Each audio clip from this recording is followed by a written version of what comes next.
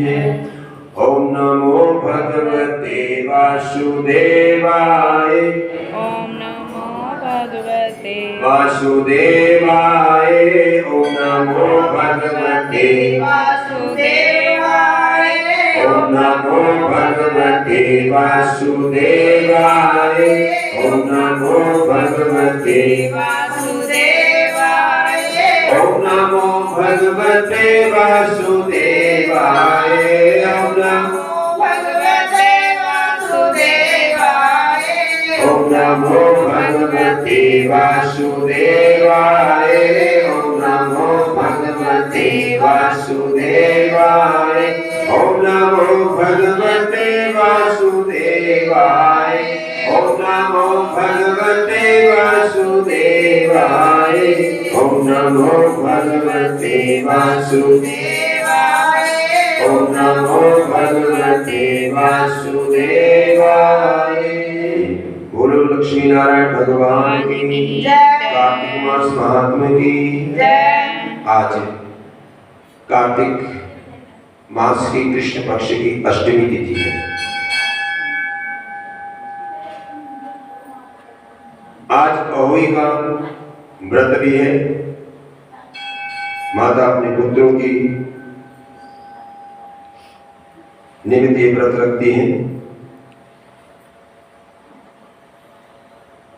कार्तिक मास महात्म्य के छठे अध्याय में देव ऋषि नारद जी ब्रह्मा जी से कहने लगे कि हे ब्रह्मा जी, कार्तिक मास के महात्म्य विधि पूर्वक वर्णन आप मुझे कीजिए। तो ब्रह्मा जी कहने लगे कि हे नारद, तुम बड़े साधु पुरुष हो जो लोगों के हित के लिए ही प्रश्न किया करते हो, जिसमें सबका कल्याण है वैसे ही आप प्रश्न किया करते हो। सो मैं ऐसी कथा तुमसे कहता हूं जो सुनने मात्र से पापों का नाश करने वाली है। इसी प्रकार नैमिषारण्य तीर्थ में सोनकादि 88,000 ऋषियों के सम्मुख आसीनासीन सूची को ऋषियों ने सूत जी से पूछा, तो सूत जी ने कहा कि हे ऋषियों, साधुओं का सत्संग अति ही पवित्र होता है और संसार के पापों के भय को दूर करता है। जो साधुओं का सत्संग करता है, ज्ञानियों को मोक्ष देता है और कामना वालों की कामना पूर्ति करता है। कौन? जो साधु का संग करता है। गंगा पापों को नष्ट करती है और चंद्रमा ताप को दूर करती है। कल्प वृक्ष दीनता का नाश करता है, परंतु साधु का संग पाप, ताप और दीनता, इन तीनों को दूर करता है। इसका आधा क्षण भी मोक्ष को देने वाला, अगर सत्संग में साधु का संग किया जाए तो आधा क्षण भी मोक्ष को देने वाला हो जाता है। इतनी बात सुनकर के सोनक ऋषि महात्मा सूत जी से कहने लगे कि महाराज, कार्तिक का महात्म्य, इतिहास तथा प्रसंग सहित आप विस्तार पूर्वक हमें सुनाइए। तो तब सूत जी ने कहा, कहने लगे कि हे ऋषियों, एक समय भगवान कृष्ण से कमल नेत्रों वाली सी सत्यभामा जी पूछने लगी कि महाराज, मैं बड़ी ही धन्य हूं, मेरे माता पिता भी धन्य हैं, जिनके ऐसी कन्या उत्पन्न हुई जिसके पति आप भगवान हुए और 16,108 रानियों में सबसे अधिक मुझे आप प्यार करते हैं। जिस कल्प वृक्ष की पृथ्वी के लोग बात तक नहीं जानते, आप मुझसे अत्यधिक प्रेम करने के कारण उस वृक्ष को आपने मेरे आंगन में लगा दिया। मैं आपसे एक बात पूछना चाहती हूं, सत्यभामा बोली, और आशा है आप मेरे कल्याण के लिए मेरी पूछी हुई बात का उत्तर अवश्य देंगे, मुझे अवश्य बताएंगे। और इतनी बात सत्यभामा की सुनकर के भगवान कृष्ण उनका हाथ पकड़कर उस कल्प वृक्ष के नीचे लेकर के आए, जिस कल्प वृक्ष को वो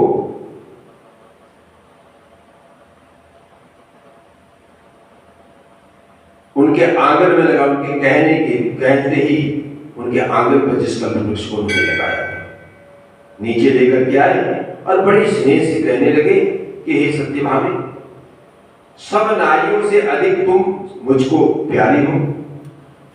तुम्हारे स्नेहवश ही मैंने इंद्र से भी विरोध करके इस कल्प वृक्ष को स्वर्ग से ला करके तुम्हारे आंगन में खड़ा कर दिया, तुम्हारे आंगन में लगाया। और मैं तुम्हारे लिए अधिक भी दे सकता हूं, अर्थात जो देने वाली चीज भी नहीं वो भी मैं तुम्हें दे सकता हूं, और अगर जो कहने लायक भी नहीं है उसको भी मैं तुमसे कह सकता हूं। भगवान श्री कृष्ण ने कहा, इसलिए तुम मुझसे पूछो। कल्प वृक्ष के नीचे आ गए भगवान कृष्ण जी और सत्यभामा भी, और कहने लगे कि मैं गुप्त से भी गुप्त बात आज तुम्हें बताऊंगा। तो सत्यभामा कहने लगी कि हे स्वामी, पहले जन्म में मैंने कौन सा ऐसा पुण्य किया था जिससे मैं आपकी अर्धांगिनी बनी, गरुड़ पर बैठ करके आपके साथ इंद्रादि लोकों में भी मैं जा सकती हूँ। तो बताइए वह कौन थी, किसकी कन्या थी? आप विस्तार पूर्वक सब वृत्तांत मुझसे कहिए, मेरी सुनने की इच्छा है। तो भगवान कृष्ण कहने लगे कि हे सत्यभामा, जिस पुण्य के प्रताप से तुझे ये पद प्राप्त हुआ है वो सारा वृत्तांत विस्तार पूर्वक मैं तुमसे कहता हूं, बस तुम ध्यान पूर्वक सुनना। तो तब भगवान कृष्ण कहने लगे कि पहले सतयुग के अंत में मायापुरी में अत्रिकुल में वेद और शास्त्रों को जानने वाले देव शर्मा नाम का एक ब्राह्मण था। कहां सतयुग का समय था और सतयुग का अंत होने वाला था, और मायापुरी नगरी थी। वहां पर अत्रिकुल में वेद और शास्त्रों के ज्ञाता देव शर्मा नाम का ब्राह्मण रहता था। तो वह सूर्य का बड़ा ही भक्त था, नित्य प्रति सूर्य का पूजन उपासना आदि किया करता था, नित्य ही अग्नि और अतिथि की सेवा किया करता था, सूर्य की आराधना किया करता था।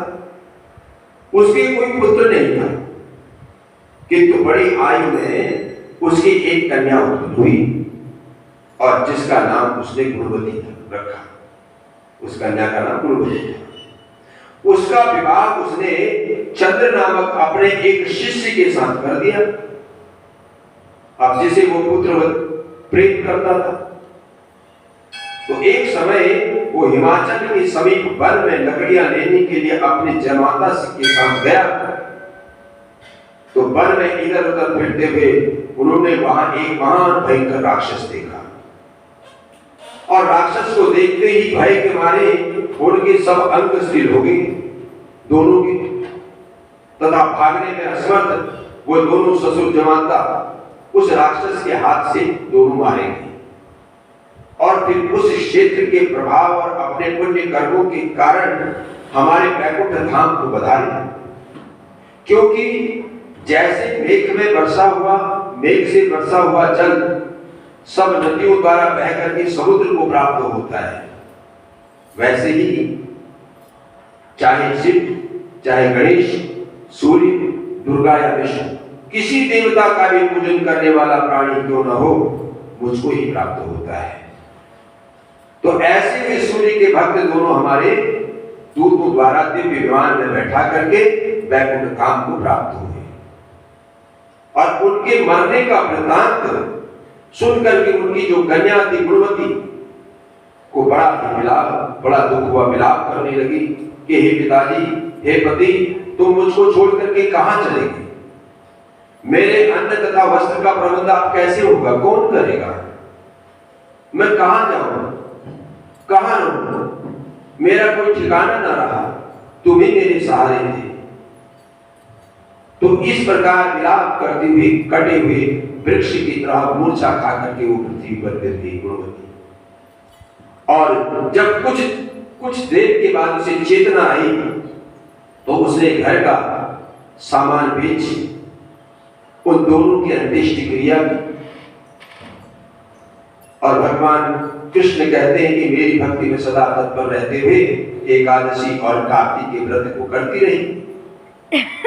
तो ये दोनों ही व्रत मुझे अत्यंत ही प्रिय हैं। कौन से? एकादशी और कार्तिक के व्रत। तो मुक्ति, धन धान्य और ऐश्वर्य को देने वाले हैं ये दोनों। कार्तिक मास में तुला की सूर्य में जो प्रातः काल स्नान करते हैं उनके महापातक भी नाश को प्राप्त होते हैं। जो मनुष्य कार्तिक में स्नान, जागरण, दीप व तुलसी वन का पालन, भगवान के मंदिर में झाड़ू देता है, भगवान की पूजा करते हैं, निश्चित ही वो जीवन मुक्त हो जाते हैं। ये भगवान कृष्ण ने अपने मुख से कहा। जो तीन दिन तक भी कार्तिक मास में इस प्रकार से ये कर्म करे तो उसको ऐसा फल मिलता है कि देवता भी उसकी वंदना करने लग जाते हैं। और यह अगर 3 दिन की बजाय आयु पर्यंत हो जाए, आयु पर्यंत किया जाए, जब तक आयु है, जब तक जीवन है, तब तक ये सब कुछ किया जाए, कार्तिक स्नान, जागरण, दीप वो तुलसी वन का पालन, भगवान के मंदिर में झाड़ू, भगवान की पूजा करें, पूरे जीवन भर किया जाए तो उसकी तो बात ही क्या है। तो भगवान कृष्ण कहने लगे कि हे सत्यभामा, एक समय वो जल से पीड़ित बड़ी दुर्बल शरीर वाली गुणवती कार्तिक मास में गंगा स्नान हो गई और गंगा जी में प्रवेश करते ही शीत के मारे उसकी सारी देह कांपने लगी और वो स्थिर हो गई। तो उसी समय हमारे रूप तुल्य हमारे दूत द्वारा सुंदर विमानों में बैठ करके वैकुंठ धाम में मुझे वो प्राप्त हुई। वैकुंठ धाम में ले आए मेरे दूत। तो यह कार्तिक के ही व्रत का प्रभाव था।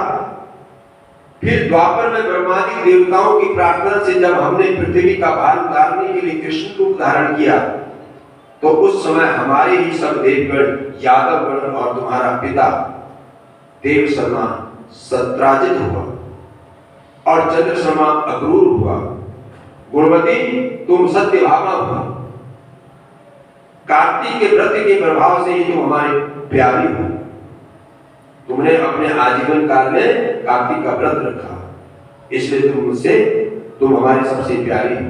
तुमने आजीवन तुलसी के वृक्ष का पालन किया, उसका सिंचन किया, इसलिए तुम्हारे आंगन में मैंने कल्प वृक्ष ला करके लगाया। और जो कार्तिक में तुमने दीप दान किया था, इसी से तुम्हारे घर में लक्ष्मी स्थित है। तो जो कार्तिक मास में तुमने व्रतादि किए, जो नियम किए, उसी से तुम हमारी अर्धांगिनी बनी। अर्धांगिनी कभी भी योग न सहन करने वाली बनी। और जो कोई कार्तिक मास में व्रतादि करता है, नियमों का पालन करता है, वह मुझे तुम्हारे समान ही प्रिय होता है। भगवान श्री कृष्ण अपने मुखाग्नि से स्वयं कहते हैं। और दूसरे जब तब यज्ञ दान कार्तिक मास के व्रत को 16वीं कला को भी नहीं पहुंच सकते। तो इस प्रकार से कार्तिक मास के सभी नियमों का पालन करना चाहिए और जो जो भगवान ने अपने मुखाग्नि से कृत कहे उन कृत्यों को करते हुए भगवान की शांति को प्राप्त करना चाहिए। बोलो कार्तिक मास महात्म्य की आगे की कथा कल प्रातः श्रवण कराई जाएगी। ओम नमो भगवते वासुदेवाय। ओम नमो भगवते वासुदेवाय।